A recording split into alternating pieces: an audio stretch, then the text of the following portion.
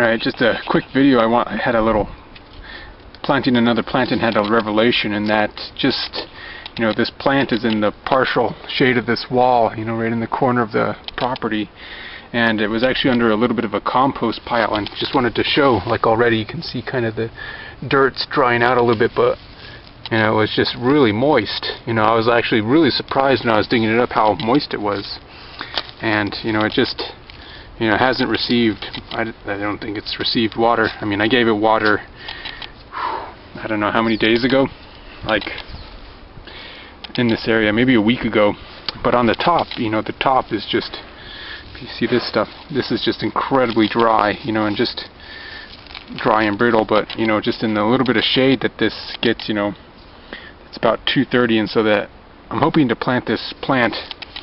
This is actually purslane. I don't know if you can see that. It's an annual, but it's an edible weed, and hopefully I'm hoping that it'll reseed itself, and just an experiment over and over, to see if this plant is desert hardy, if it can grow in this area. I chose this area because it looked like it might have moisture, and so I was actually really impressed, and it did, just by looking at that.